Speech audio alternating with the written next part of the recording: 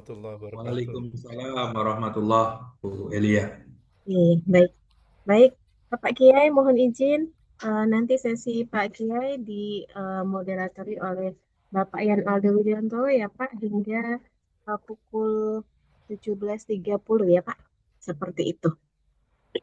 Kemudian Bapak Ibu jangan lupa untuk mengisi absen ya atau presensi ya. Sudah bisa mengisi absen lewat link login sistem ya. Begitu ya Bapak dan Ibu sekalian. Baik Pak Aldo, langsung saja saya berikan uh, uh, sesi ini kepada Pak Yan Aldo ya untuk diteruskan. Silakan Pak Aldo. Baik, Ibu Elia. Mohon izin Ibu, apakah suara saya terdengar jelas, Ibu? Terdengar Pak, terdengar Baik. jelas sekali. Bismillahirrahmanirrahim. Assalamualaikum warahmatullahi wabarakatuh. Waalaikumsalam warahmatullahi wabarakatuh. Waalaikumsalam warahmatullahi wabarakatuh. Assalamualaikum Pak Yai. Mudah-mudahan senantiasa sehat Pak Yai. Waalaikumsalam warahmatullahi wabarakatuh. Makasih Pak Aldo Ye, doanya. ye. Semoga selalu Mohon izin sehat. Ibu Bapak peserta pelatihan auditor halal, izin menyampaikan telah hadir di tengah-tengah kita. Beliau adalah Profesor Dr. Haji Sofiullah Muzamil MAG. Sebelum kita mulai, saya izinkan untuk sedikit menyampaikan beberapa profil beliau. Yang pertama adalah beliau adalah salah satu anggota dari Komisi Fatwa Majelis Ulama Indonesia MUI Pusat. Kemudian juga beliau adalah Sekjen Majelis Permusyawaratan Pengasuh Pesantren P3I, juga BP Himpunan Ekonomi Bisnis Pesantren Hebitren Indonesia, dan juga ada banyak sekali. Salah satunya adalah saat ini beliau adalah pendiri dan pengasuh Pondok Pesantren Mahasiswa Al-Asfa Yogyakarta. Mohon izin Pak Yai, sebelum dimulai saya menyampaikan dulu bahwa di pelatihan auditor halal kali ini sebagian besar adalah merupakan auditor yang diutus dari LPH-LPH existing Pak Yai. Namun ada beberapa juga yang mengikuti dari Mandiri. Nah, untuk sesi materi ini memang durasinya tidak panjang, Yai, hanya 1 jam. Oleh karena itu, mungkin pada kesempatan ini saya akan menyampaikan materi, akan saya serahkan pada Pak Yai. Sebelumnya untuk materi ini akan saya eh, materi saya share screen dari Ya, saya atau dari Pak Yai. ya, dibantu Pak Aldo. Oh, baik. Saya langsung waktu dan teman saya serahkan Pak Yai. Saya akan persiapkan untuk materinya, Pak Yai. Oke.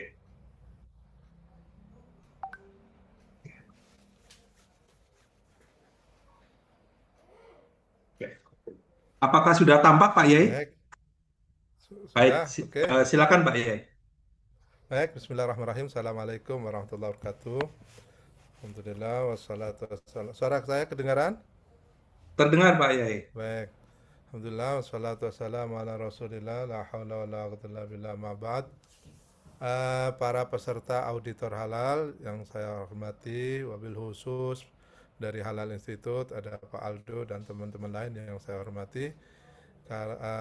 Seperti biasa, dalam kesempatan ini saya mendapatkan tugas untuk bicara tentang konsep halal, materi konsep halal, dan fatwa MUI.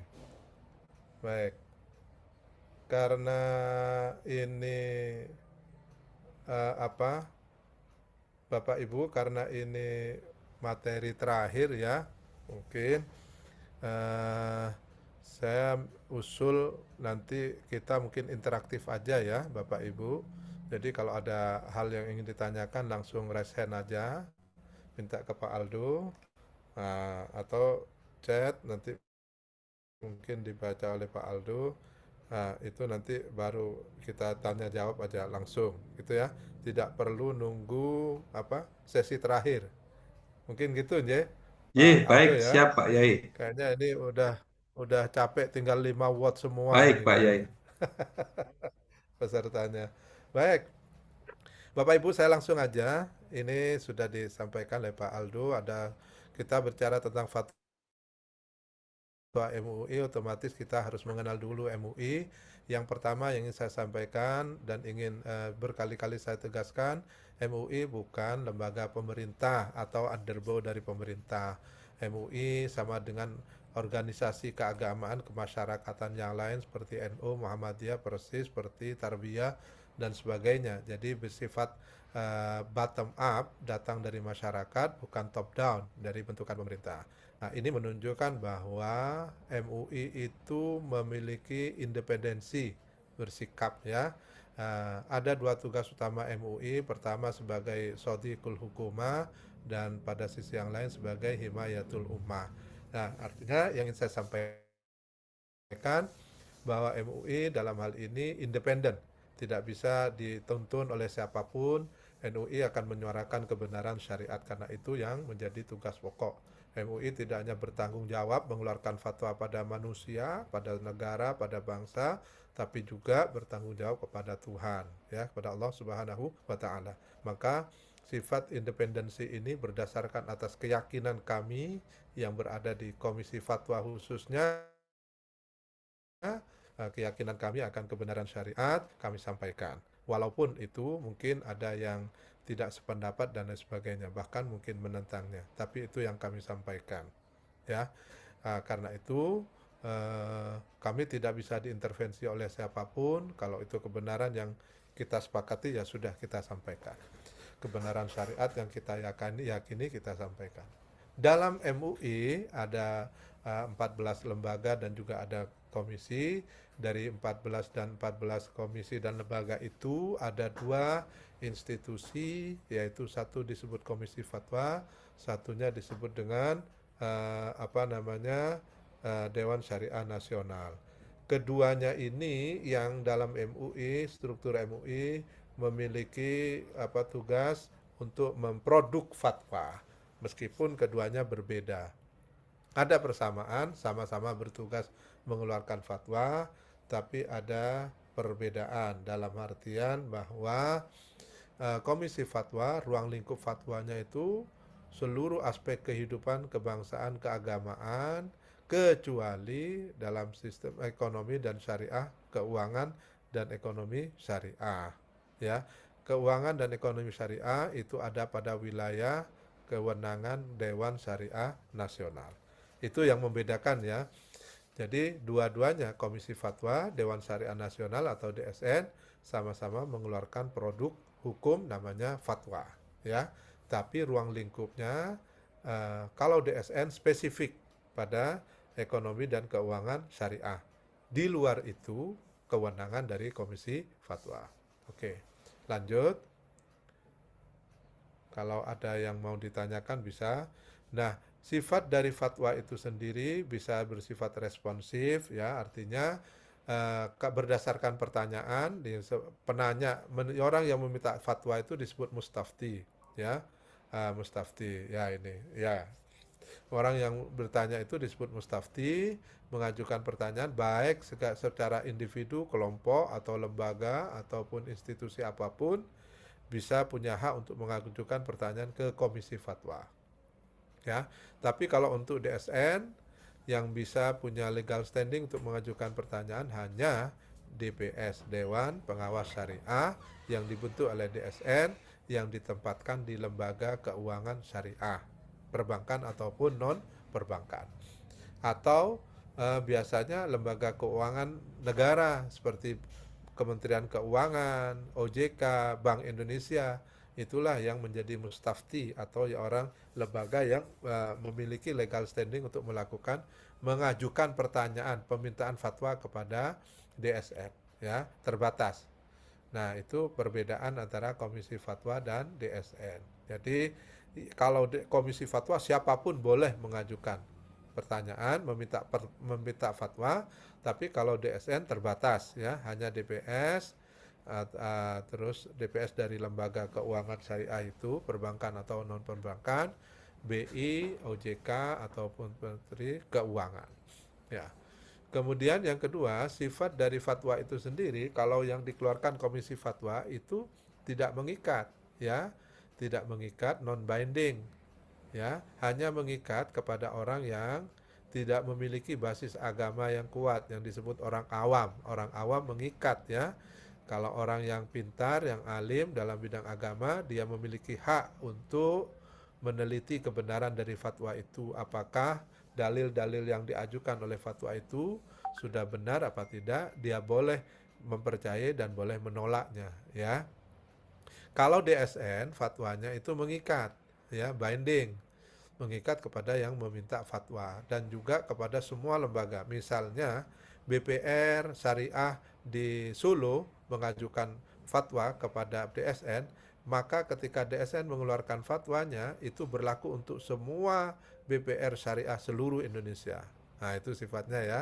Itu mengikat. Nah, dan begitu juga ketika yang mengajukan biasanya kalau lembaga institusi pemerintah kayak Menteri Keuangan, OJK atau BI malah dijadikan dasar untuk membuat aturan peraturan pemerintah. Sehingga yang semula bersifat fatwa keagamaan ketika diresepsi menjadi hukum positif negara, maka kekuatannya menjadi memiliki kekuatan hukum, nasihat hukum yang mengikat semua warga negara. Ketika menjadi peraturan pemerintah atau undang-undang, maka yang semula fatwa sifatnya keagamaan mengikat ketika dijadikan peraturan pemerintah atau dijadikan undang-undang, maka kemudian mengikat kepada semua warga negara Indonesia. Itu ya karakternya, bedanya antara fatwa komisi fatwa dengan DSN. Oke. Komisi fatwa ada sejak MUI berdiri, sementara Dewan Syariah Nasional itu adanya lahir pada saat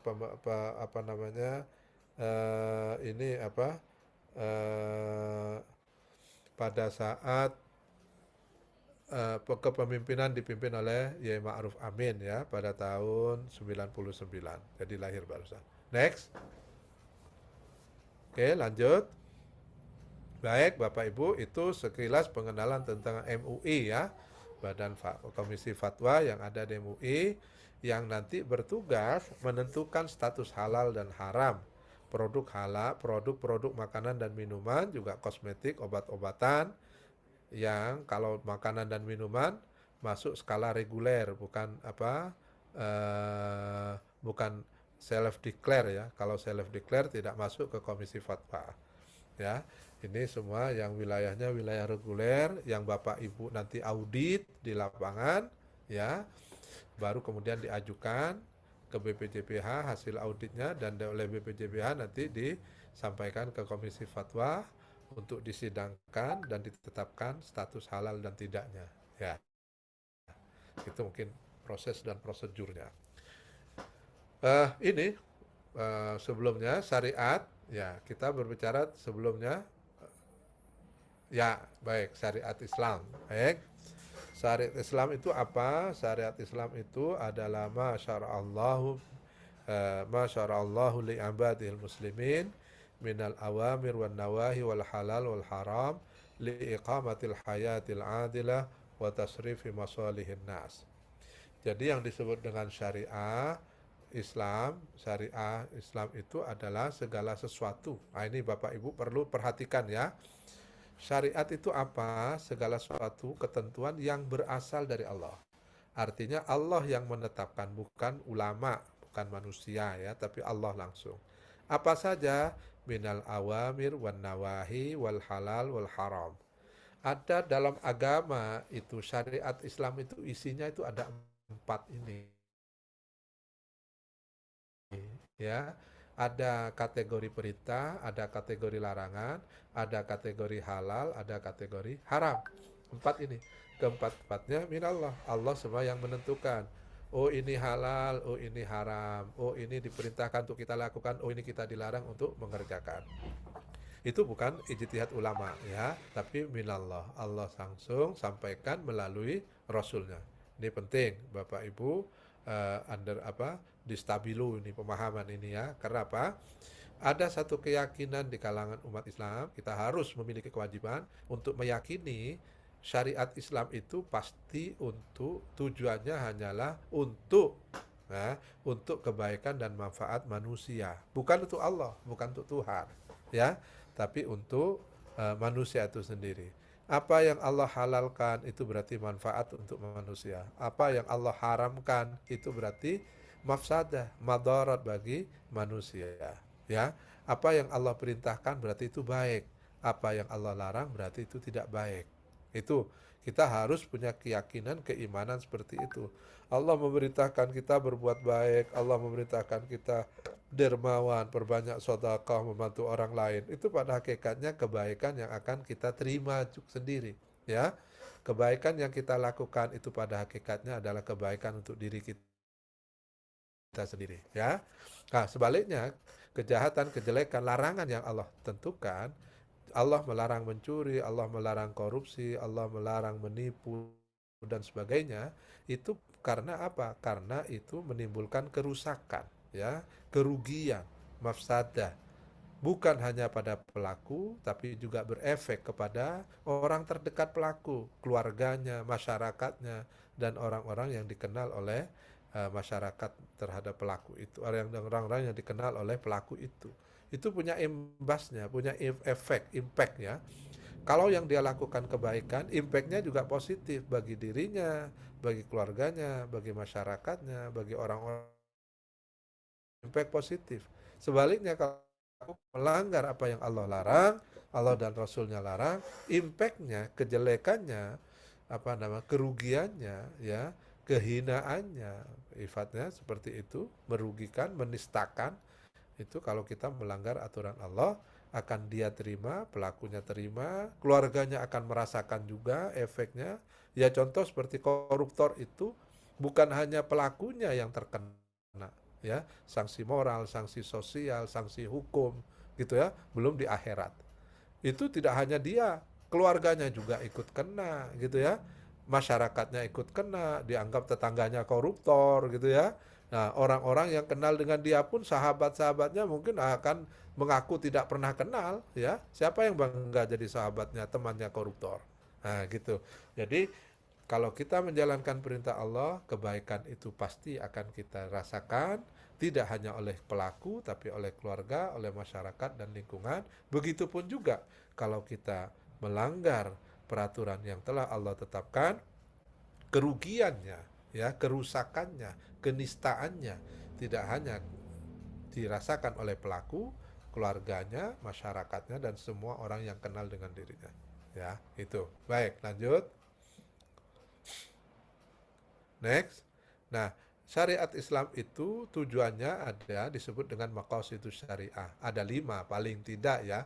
Ini kalau dalam konteks banyak sekali pengembangan. Paling tidak 5 hak dasar inilah, ya. Yang pertama, menjaga agama, hifdzuddin, menjaga jiwa, menjaga keturunan, menjaga akal, menjaga harta. Hifdzuddin, hifdzun nafsi, hifdzun nasli, hifdzul akli, hifdzul mal. Apa maksudnya? Syariat Islam tadi yang saya sampaikan, baik berupa larangan atau perintah, baik berupa halal dan haram, itu tujuannya 5 ini, menjaga agama kita. Kenapa kita diperintahkan melakukan kebaikan? Agar agama kita terjaga, jangan ternoda dengan perbuatan-perbuatan yang tidak baik. Agama mengajarkan kebaikan, agama mengajarkan segala sesuatu yang manfaat. Agama jangan sampai kita melakukan sesuatu yang tidak baik, sesuatu yang merusak, sesuatu yang merugikan. Itu bukan ajaran agama. Kalau itu kita lakukan, maka kita merusak agama kita sendiri. Oke. Menjaga jiwa kita. Kalau kita melakukan perintah Tuhan, menjauhi larangan Tuhan, tidak mengkonsumsi yang halal dan menghindari yang haram, maka jiwa kita akan tenang. Nah, itulah tujuan hidup manusia di dunia itu. Buat apa kita punya harta, kekayaan, jabatan, tapi tidak ada ketenangan dalam hidup kita? Ya, orang yang melakukan kesalahan, melanggar perintah Allah, mengkonsumsi yang haram, itu siksaannya di dunia langsung berupa apa? Dia tidak akan pernah merasakan kenikmatan hidup, dia tidak akan pernah merasakan kenyamanan, ketenangan, kedamaian, kesentosaan hidup, tidak akan pernah. Kalau bahagia, kalau bukan bahagia, tapi senang, iya. Senang itu sifatnya nafsu dan sesaat. Tapi bukan bahagia, karena hatinya tidak tenang. Ya, Itu cirinya. Kalau kita melakukan perbuatan yang dilarang oleh agama, pasti dan pasti itu garansinya kita tidak akan pernah merasakan kedamaian. Kita tidak akan pernah merasakan ketenangan. Kita tidak akan pernah merasakan tentram dalam hidup ini. Bahagia itu tidak akan pernah dirasakan oleh siapapun yang melanggar perintah Tuhan. Anda boleh melakukan korupsi dan aman sampai itu. Coba kita lihat para koruptor itu punya uang sampai 1 triliun, bingung dia mau ditaruh di mana. Akhirnya disimpan di uang, di bank, di mana? Di rumah. Dia beli rumah khusus nyimpan uang. Kenapa? Nggak bisa dia masukkan ke bank karena selidikan bank itu kan pertanyaannya dari mana, harus dia buktikan untuk apa, hasil dari apa. Nggak bisa dia. Itu pun sudah menjadi tidak tenang, ya kan hidupnya. Akhirnya dia diperbudak oleh uang itu, menjaga uang itu. Ya, karena uang itu tidak benar. Karena tidak benar maka menyiksa pemiliknya. Itu Bapak Ibu ya. Kalau kita hidup kita tidak tenang, tiba-tiba menjadi gelisah, ada aja problem dalam hidup kita. Ayo kita introspeksi, mungkin ada harta orang lain yang masuk di dalam rumah tangga kita. Harus kita bersihkan lewat zakat. Kita bersihkan lewat infak, sedekah. Itu cara membersihkan hak-hak orang lain yang masuk di dalam keluarga kita atau masuk dalam kantong kita. Itu cirinya. Jadi Bapak Ibu kalau pulang ke rumah bawa kekayaan, bawa pendapatan yang kita peroleh mungkin sengaja atau tidak dengan cara yang tidak benar, melanggar syariat Allah, pasti dan pasti. Efeknya apa? Mungkin kita semakin kaya, tapi semakin jauh dari rasa tenang, damai, tentram. Ada saja problem di rumah tangga kita itu. Itu pasti, ya. Itu bagian dari ujian dari Allah, siapapun. Ya. Karena itu, maka Allah mengajarkan syariat Islam agar hidup kita nyaman, tenang, damai, tentram, bahagia. Ya, sakinah, mawaddah, rahmah itu ya itu. Ya, baik. Lanjut.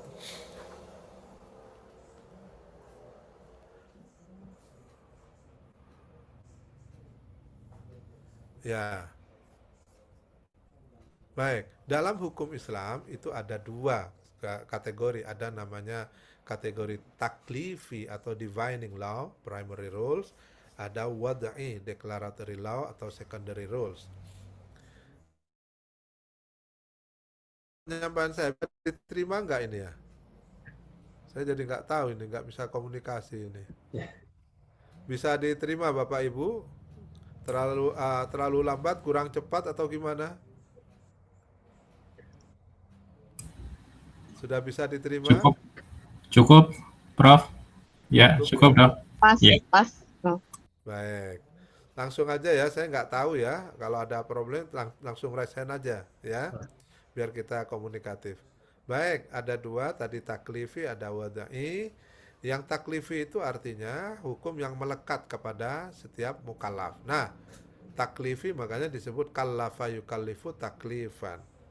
Ya, melekat kepada mukallaf. Mukallaf itu siapa? Bapak Ibu pernah dengar ya istilah mukallaf ya? Mungkin bisa dibantu saya. Ada yang bisa bantu tolong menjawab. Mukallaf itu siapa? Silakan Bapak Ibu. Silakan. Nanti saya tambah nilai keaktifan dilaporkan ke MOT. Ya, enggak.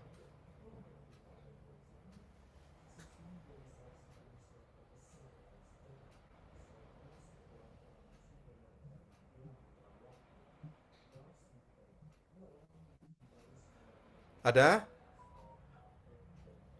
Gimana? Saya nanya, mukallaf itu siapa ya? Mukallaf itu apa ya? Pak Muhammad Syukur, silakan. Oh, Pak Izin, Syukur. izin Yes. Prof. Yes, Mukallaf silakan. itu orang yang sudah dibebani dengan kayak hukum atau syariat dengan catatan dia sudah balik atau sudah berakal, begitu ya Prof. Izin. Oke, bagus, luar biasa. Ada yang menyempurnakan? Pak Doni ya? Monggo Pak Doni. Izin ya. Orang yang sudah akil balik, jadi sudah terkena kewajiban bahwa yang bersangkutan itu harus mengikuti hukum syari. Ya, bagus. Akil balik. Ada yang lain? Dari ibu-ibu? Saya Ini, ingin dengar Prof. suaranya. Rahmati, Prof.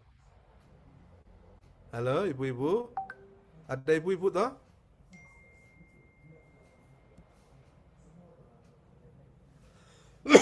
Ada yang bisa menyempurnakan? Tadi bagus jawaban dari Pak Rahmadi, Oke, silakan. Prof. Oh, Pak Ini, Rahmadi, monggo, silakan. ya, mukallaf itu orang yang sudah dikenai kewajiban yang dicirikan dua kondisi di fikih yang umum itu sudah akil balik dan kedua tidak gila gitu ya. Artinya normal, manusia normal. Akil balik dan normal. Oke, bagus. Lebih anu lagi, lebih jelas lagi. Ada lagi? Dari ibu-ibu terakhir, saya ingin dengar suaranya.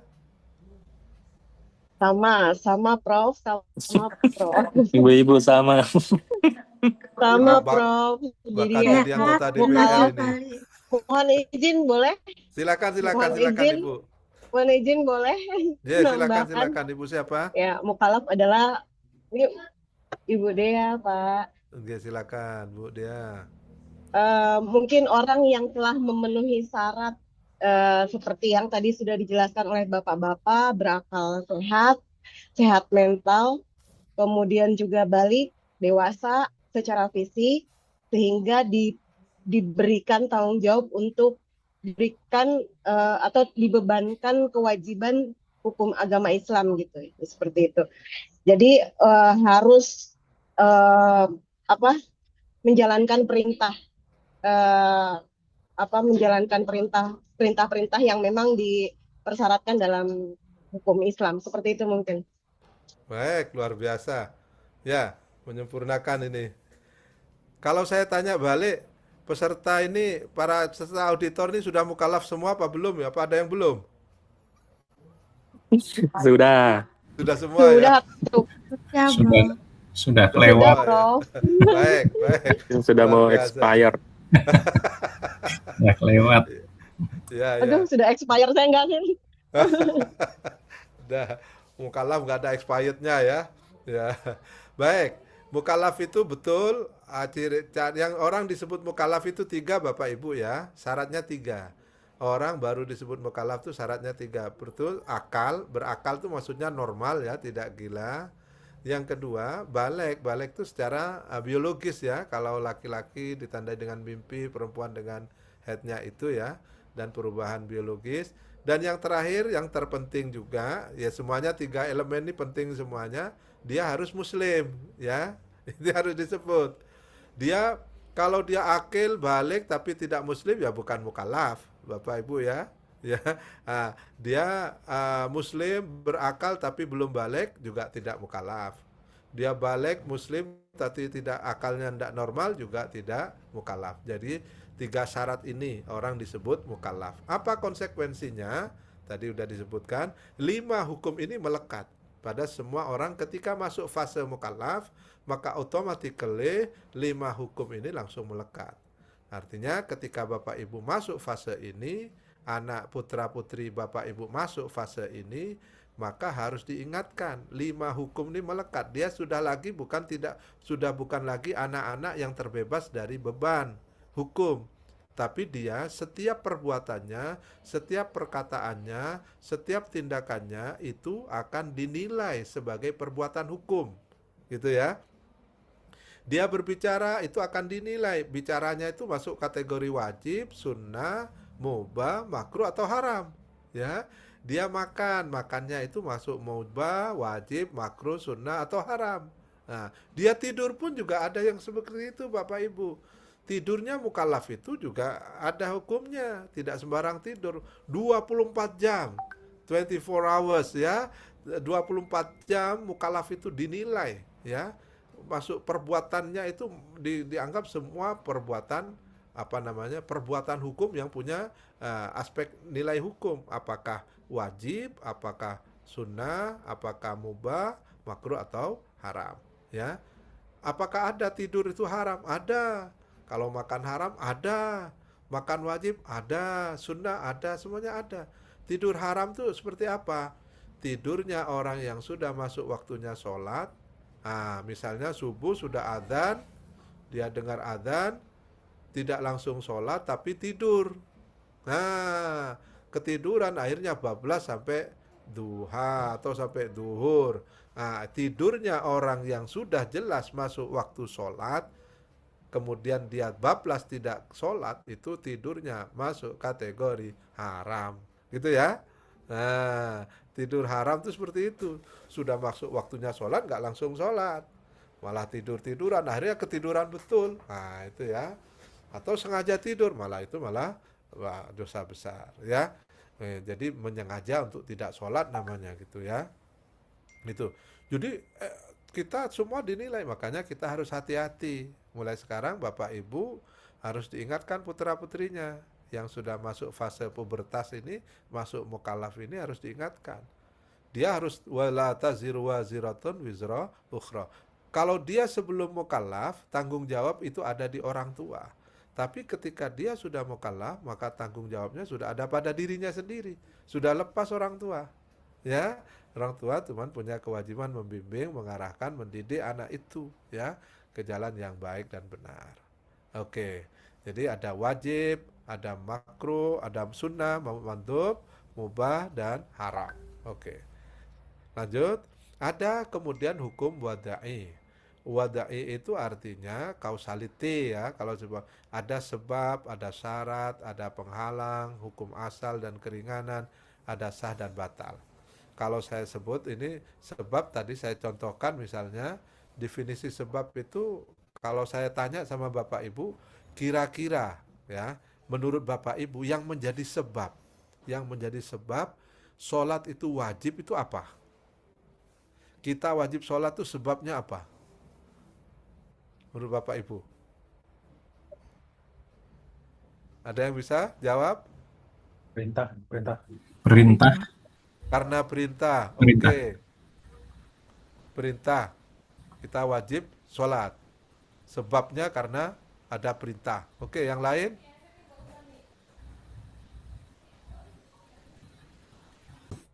Ada yang lain? Kalau sebab ada perintah sholat, apakah kita sholat setiap saat? Enggak kan? Ya, kira-kira apa yang menjadi sebab? Menurut Bapak Ibu apa?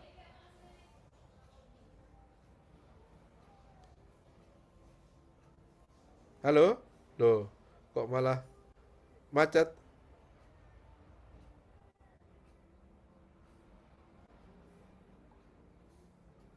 Karena kewajiban seorang muslim, Pak. Kewajiban seorang muslim. Lainnya, kewajiban orang muslim kan tidak hanya sholat ya. Banyak ya. Amalan pertama yang dihisab. Amalan pertama yang dihisab. Ya, oke. Baik, Bapak Ibu, itu semua jawaban benar ya, tapi tidak menjawab pertanyaan saya. Jawabannya benar semua, tapi tidak menjawab pertanyaan. Jadi yang saya tanyakan, saya mau menjelaskan sebab. Sebab itu maksudnya apa? Kita wajib sholat, sebabnya karena sudah masuk waktunya, ya. Ya, kayak sekarang ini kan jam berapa ini? Jam 5.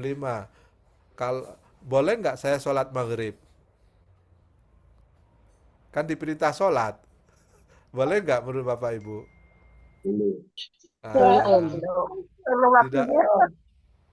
Tidak boleh kan? Jadi innas sholata 'alal mu'minina kitaban mauquta. Yang menjadi sebab orang wajib sholat itu karena masuk waktunya sholat. Kalau misalnya karena perintah, ya semua kan perintah banyak. Zakat diperintah tapi ada waktunya kapan mengeluarkan zakat gitu kan. Puasa Ramadan diperintah juga tapi ada waktunya, tidak tiap hari kita puasa. Nah gitu loh maksudnya ya. Itu definisi dari sebab. Ini yang ingin saya jelaskan pada Bapak Ibu ya. Pengertian sebab itu seperti itu ya. Bukan sholat itu sebab kita wajib sholat karena masuk waktu. Kalau belum masuk waktu kita sholat haram. Kayak sekarang masih asar, sholat maghrib haram malahan ya. Itu nggak boleh. Nah, kemudian syarat kayak Bapak Ibu jadi auditor halal ini sudah memenuhi syarat ya yang ditentukan oleh Halal Institute ya. Kemudian ada penghalang, Pani, hal-hal yang menyebabkan kita terhalang ya. Biasanya kalau saya yang contoh-contoh tuh waris. Seorang anak sekarang sudah banyak ya. Seorang anak maka dia terhindar menjadi tercegah, terhalang dapatkan waris ketika anak itu melakukan tindak kriminal, misalnya naudzubillah pembunuhan terhadap orang tuanya. Ada anak tunggal, waris tunggal, nggak sabar nunggu orang tuanya meninggal, dibunuh orang tuanya. Nah, dia akhirnya tidak dapat waris lagi, terhalang sebab perbuatan kriminalnya. Ada hukum asal dan keringanan, saya sering contohkan seperti apa? Sholat duhur 4 rakaat pada waktunya, asar juga 4 rakaat pada waktunya, maghrib 3 rakaat pada waktunya, dan isya 4 rakaat pada waktunya. Nah, itu namanya hukum asal. Hukum asal itu seperti itu. Bagaimana keringanan, rukhsahnya?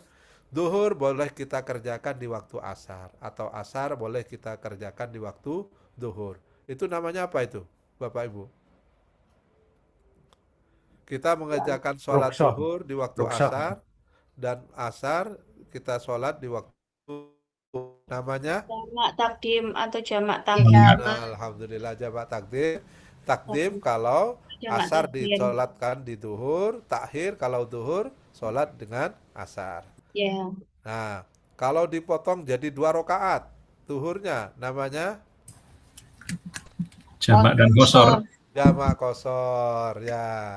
Jadi 2 rakaat, duhur jadi 2 rakaat, asar 2 rakaat, maghrib 1,5 rakaat ya. Nggak boleh, Kiai. Nggak boleh. Tetap 3 rakaat, Pak. Tetap 3 rakaat. Nggak ada Jadi, diskon. nggak ada diskon. Isya 2 rakaat, dan subuh nggak boleh ditarik ke isya ya. Kalau ada fatwa menyesatkan tuh jangan diikuti itu ya. Subuh ditarik ke isya. Oke. Jadi itu namanya jamak qashar. Boleh Bapak Ibu jamak saja tidak qashar, qashar saja tidak jamak boleh. Ya, tinggal milih. Tapi dengan catatan Ibu Bapak dalam kondisi musafir, sedang bepergian dengan tujuan baik, bukan tujuan maksiat. Masafatul qasrinya jarak tempuh perjalanan dari rumah Bapak Ibu menuju tujuannya itu sudah melewati 90 km. Maka boleh Ibu melakukan pilihan. Mau jamak saja boleh, qashar saja boleh, jamak qashar juga boleh. Ya, pilihan. Itu rukhsah namanya, keringanan dari Allah. Begitupun puasa Ramadan, kalau kita dalam kondisi musafir, boleh. Ya, boleh kita tidak berpuasa, diganti di luar bulan suci Ramadan. Itu namanya sah dan batal ya. Saya kira itu wudhu jadi syarat sahnya sholat ya. Kalau kita ngentut jadi batal sholatnya. Lanjut. Baik, ini saya kira sudah bisa dipahami halal. Halal segala sesuatu yang diperbolehkan oleh Allah, haram berarti yang dilarang. Untuk kita dilarang itu artinya kalau kita lakukan berdosa ya. Kemudian makruh